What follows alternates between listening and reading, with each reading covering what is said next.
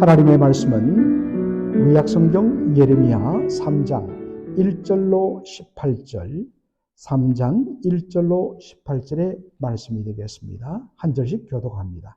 세상에서 말하기를 가령 사람이 그 아내를 버림으로 그가 떠나 타인의 아내가 된다자 본부가 그를 다시 받겠느냐? 그리하면 그 땅이 크게 더러워지지 않겠느냐 하느니라. 나 여호와가 말하노라. 네가 많은 무리와 행함하고도 내게로 돌아오려느냐? 내 눈을 들어 자산을 보라. 너의 행음치 아니한 곳이 어디 있느냐? 네가 길가에 앉아 사람을 기다린 것이 광야에 있는 아라바 사람 같아서 엄난과 행악으로 이 땅을 더럽혔도다. 그러므로 단비가 그쳤고 늦은 비가 없어졌느니라. 그럴지라도 네가 창녀의 낯을 가졌으므로 수치를 알지 못하느니라. 내가 이제부터는 내게 부르짖기를 나의 아버지여, 아버지는 나의 소시의 애호자시니 너를 한없이 계속하시겠으며 끝까지 두시겠나이까 하지 않겠느냐. 보라, 네가 이같이 말하여도 악을 행하여 내 욕심을 이루었느니라 하시니라. 요시야 왕 때에 여호와께서 또 내게 이르시되 내가 배역한 이스라엘의 행한 바를 보았느냐. 그가 모든 높은 산에 오르며 모든 푸른 나무 아래로 가서 거기서 행음하였도다. 그가 이 모든 일을 행한 후에 내가 말하기를 그가 내게로 돌아오리라 하였으나 오히려 내게로 돌아오지 아니하였고 그 패역한 자매 유다는 그것을 보았느니라. 내게 배역한 이스라엘이 간음을 행하였으므로 내가 그를 내어쫓고 이혼서까지 주었으되 그 패역한 자매 유다가 두려워 아니하고 자기도 가서 행음함을 내가 보았노라. 그가 돌과 나무로 더불어 행음함을 가볍게 여기고 행음하여 이 땅을 더럽혔거늘 이 모든 일이 있어도 그 패역한 자매 유다가 진심으로 내게 돌아오지 아니하고 거짓으로 할 뿐이니라. 여호와의 말이니라. 여호와께서 내게 이르시되 패역한 이스라엘은 패역한 유다보다 오히려 의로움이 나타났으니 너는 가서 북을 향하여 이 말을 선포하여 이르라. 여호와께서 가라사대 패역한 이스라엘아 돌아오라. 나의 노한 얼굴을 너에게로 향하지 아니하리라. 나는 긍휼이 있는 자라. 너를 한없이 품지 아니하느니라. 여호와의 말이니라. 너는 오직 내 죄를 자복하라. 이런데 하나님 여호와를 배반하고 내 길로 달려 모든 푸른 나무 아래서 이방 신에게 절하고 내 목소리를 듣지 아니하였음이니라. 여호와의 말이니라. 나 여호와가 말하노라. 배역한 자식들아 돌아오라. 나는 너희 남편임이라. 내가 너희를 성읍에서 하나와 족속 중에서 둘을 택하여 시온으로 데려오겠고 내가 또 내 마음에 합한 목자를 너희에게 주리니 그들이 지식과 명철로 너희를 양육하리라. 나 여호와가 말하노라. 너희가 이 땅에서 번성하여 많아질 때에는 사람이 여호와의 언약궤를 다시는 말하지 아니할 것이요 생각지 아니할 것이요 기억지 아니할 것이요 찾지 아니할 것이요 만들지 아니할 것이며 그때에 예루살렘이 여호와의 보호자라 일컬음이 되며 열방이 거리로 모이리니 곧 여호와의 이름으로 인하여 예루살렘에 모이고 다시는 그들의 악한 마음에 강팍한 대로 행치 아니할 것이며 다같이요 그때에 유다 족속이 이스라엘 족속과 동행하여 북에서부터 나와서 내가 너희 열주에게 기업으로 준 땅에 함께 이르리라. 아멘. 오늘 저는 예레미야 3장 1절로부터 18절을 본문으로 이스라엘보다 더 악한 유다의 죄라는 제목으로 말씀을 전하고자 합니다. 사실 오늘 이 새벽에 이 본문의 내용들을 다 이렇게 설명해 드리면 좋은데 다 말씀을 못 전하는 그런 아쉬움을 먼저 말씀을 드립니다. 먼저 예레미야 3장 1절부터 8절의 말씀은 수치를 모르는 남한국 유다 백성들의 죄악에 대한 책망의 말씀입니다. 이미 북왕국 이스라엘은 주전 722년에 아수르에 의해서 멸망을 당합니다. 그리고 이제 남은 것이 남한국 유다인데 유다도 지금 패망 직전의 그 왕조의 말기적인 여러 가지 아주 부패하고 타락한 모습을 보이고 있는데 하나님께서 그것을 지적하는 말씀입니다. 여러분들 오늘 본문을 읽어보면 여러분들 읽으면서도 아유 좀 단어가 험하고 거칠다라는 생각을 할 것입니다. 보면 음란, 음행, 창녀 뭐 이런 어떤 단어가 나오다 보니까 솔직히 성경에 이런 단어들이 언급되는 것이 좀 불편하기도 할 것입니다. 물론 이것은 1차적으로 멸망 직전인 타락하고 부패한 남왕국 유다 백성들의 그 음란한 삶을 지적하는 표현이기도 합니다. 그러나 여러분들 선지서에서 보통 음행을 한다 했을 때는 그것은 하나님을 버리고 우상신을 섬기는 영적 간음을 뜻하는 말입니다. 성경에서는 하나님과 이스라엘 백성들의 관계를 부부로 묘사합니다. 남편이나 아내는 자기 배우자에게 사랑과 또 헌신을, 정결의 헌신을 합니다. 그것이 결혼 서약입니다. 특별히 이 고대 근동 지역 그리고 이 팔레스타인 지역에는 부부가 결혼할 때 반드시 결혼에 대한 서약서를 직접 쓰게 되어 있습니다. 그 전통이 오늘날 우리의 결혼 서약에도 연결되는 것입니다. 그런데 누구든지 그 부부의 언약을 저버리고 다른 사람을 향하여 가서 거기에 온 마음을 쏟으면 그것은 행음인 것입니다. 마찬가지로 이스라엘 백성은 오직 여호와 하나님만을 하나님으로 그렇게 모시고 섬기고 하나님 외에는 다른 신을 두지 않겠다고 그렇게 언약을 냈습니다. 그것이 10계명의 1계명의 내용입니다. 그런데 어떡합니까?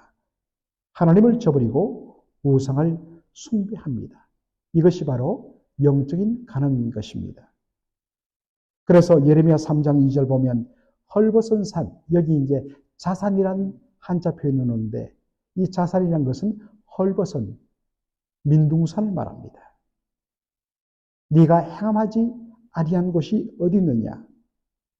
이것은 뭐냐면 산의 곳곳을 헐어버리고 거기에다가 제단을 쌓고 우상을 세우고 거기에서 우상을 바로 아주 음란하게 섬기는 그러한 모습, 얼마나 곳곳에 제단을 쌓고 거기에 제사를 지내면서 우상을 섬겼는지 멀리서 보면 산이 완전히 민둥산이 되어버렸다는 것입니다.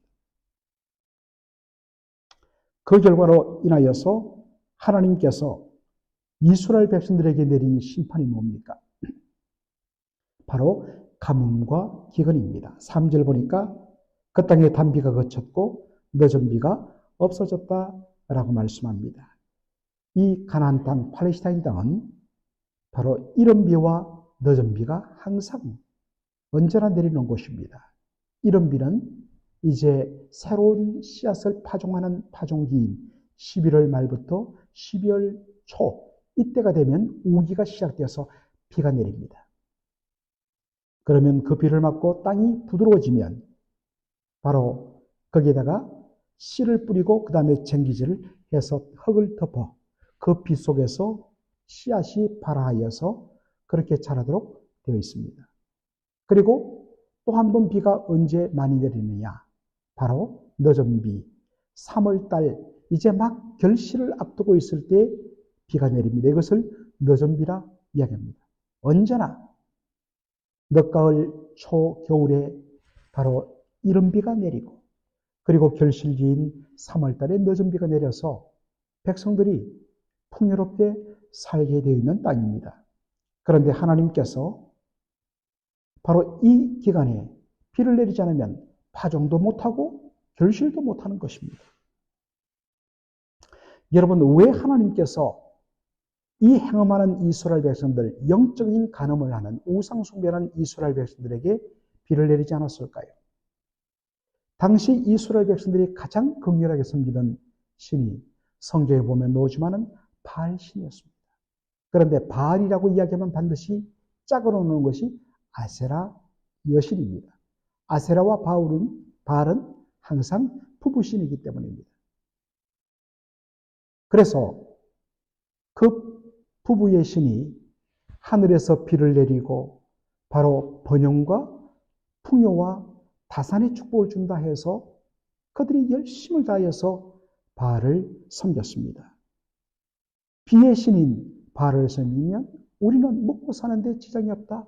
언제나 비와 풍요를 우리는 누릴 수 있다 생각하기 때문입니다. 그런데 하나님께서 이 땅의 비를 딱 그침으로 말미암아 먼저는 그들이 섬기는 바알신이 거짓된 신임을 폭로합니다. 그렇게도 그들이 열심히 바알을 향하여 엄란하게 섬기는데도 그 땅에 비가 없는 것입니다. 첫째는 바알이 거짓 신임을 폭로하며 동시에 그들이 하나님을 떠나 우상 숭배한 이 죄가 얼마나 큰지를 바로 책망하기 위한 것입니다. 또한 정말 기근과 가뭄의 그러한 고난을 통하여서 사람은 아무런 문제가 없을 때는 회개하지 않습니다. 그런데 하나님이 치시고 얼음을 겪어야 비로소 엎드립니다. 하나님은 그렇게 해서라도 그들이 자신의 영적인 간음을 회개하고 하나님께로 돌아오도록 하기 위하여 하나님께서 바로 단비와 늦은 비를 그 땅에 그치게 한 것입니다. 사랑하는 성도 여러분, 우리의 삶 속에 임하는 여러 가지 종류의 고통들, 사실 그 자체는 힘듭니다. 그러나 어떤 의미에서는 우리가 그런 일이 없으면 이제 이렇게 정말 기도에 훈련되어 있고 하나님의 은혜를 사모하는 분들은 뭐 그런 문제가 없어도 늘 주의 은혜를 사모하지만 보통 사람은 그렇지 않습니다. 문제가 없을 때는 그저 자기가 잘난 것처럼 그리고 하나님 앞에 엎드리지 않습니다. 그러던 사람이 큰 문제를 만나고 정말 위기를 만났을 때 엎드리게 되죠. 그래서 우리는 이야기합니다. 바로 그러한 고난이, 그 고난도 하나님이 허락하신 것인데 사실은 그 고난을 통하여 바로 그 영혼을 살리고 그 영혼을 회복시키는 변장된 축복이라 우리가 그러한 표현을 쓰고 있는 것입니다. 그런데 여러분 보십시오. 이 남한국 유다 백성들이 얼마나 강팍한지, 그렇게도 영적인 간음하는 일로 인하여서 하나님께서 정말 그 땅에 기근을 주시고 가뭄을 주셔서 그들이 곰핍한 가운데 있는데도 정신 못 차리고 유다 백성들은 그럴지라도 창녀의 얼굴을 가졌으므로 수치를 모른다.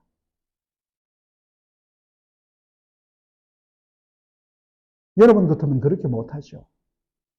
그런데 왜 그런 짓을 하느냐? 수치를 모르기 때문입니다.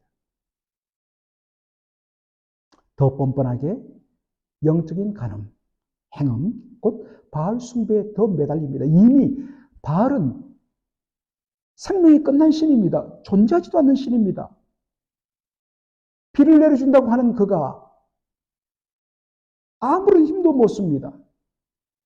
그 땅의 기근과 가뭄이 계속 지속되므로 바알은 존재하지 않는다는 것이 드러났음에도 불구하고 이 강팍한 백성들이 더 바알 숭배에 매달리는 것입니다. 비를 내려달라고.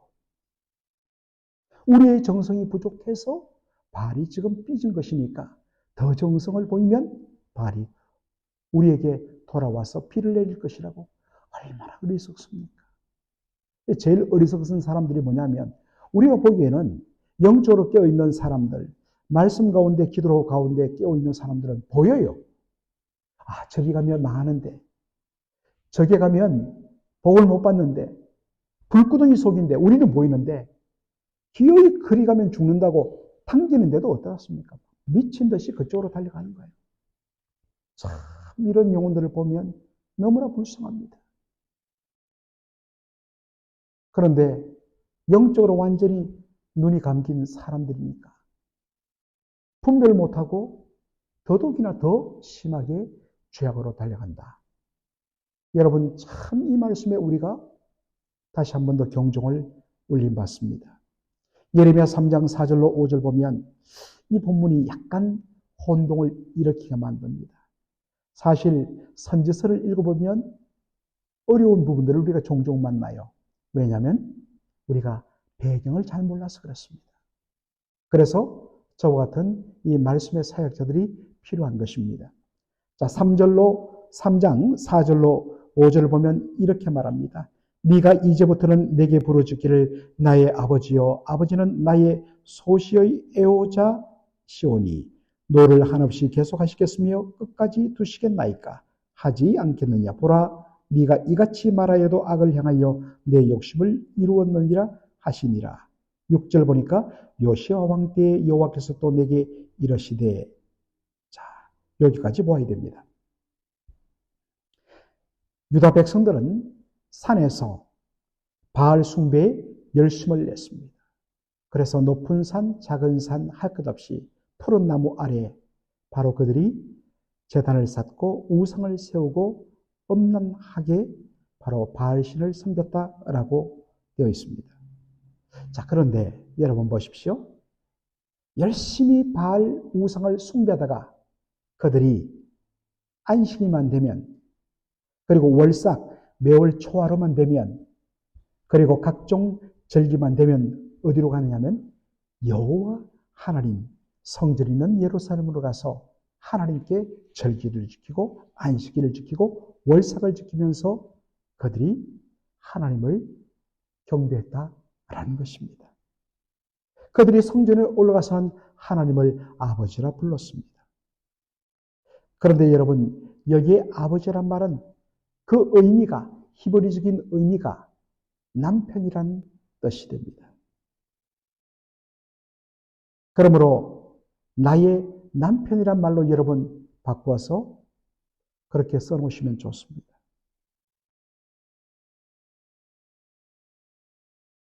바알과 영적인 간음을 해놓고 나서는, 그러면 이거는 이제 보통 간부죠. 음란한 여인이죠. 그런데 정절을 저버리고 남편이 아닌 다른 남자에 가서 행음을 하다가 다시 집에 와서 또 그 남편과 여보 당신 하는 이중적인 삶, 이것을 빗대어서 이야기합니다. 너희들이 그토록 산에 올라가서 바알을 엄란하게 숭배하고, 그리고 이제는 또 주일이 되고 안식일이 되고 월삭이 되고 절기가 되면 성전에 나와서 하나님을 향하여 여보 당신 하는 이러한 모습을 빗대어서 지금 지적하고 있는 것입니다. 그들은 하나님 앞에 나와서 뭡니까? 바알에게 가서는 비를 내려달라고 이야기하고, 하나님 앞에 나와서는 이제 이 진노를 멈춰달라고 애원합니다. 그런데 그들의 입술의 부르짖음은 진정한 회개가 아니었습니다. 왜냐하면 그렇게도 말한 후에 계속해서 그들은 영적인 간음, 우상 숭배에 빠져 있기 때문인 것입니다. 자, 6절에 이 말씀을 주신 때가 어느 왕 때라고요? 요시야 왕 때라고 그랬습니다. 여러분들, 우리가 열왕기 하를 보면, 열왕기 하 22장, 23장에 보면 바로 요시야 왕의 종교개혁이 잘 나옵니다.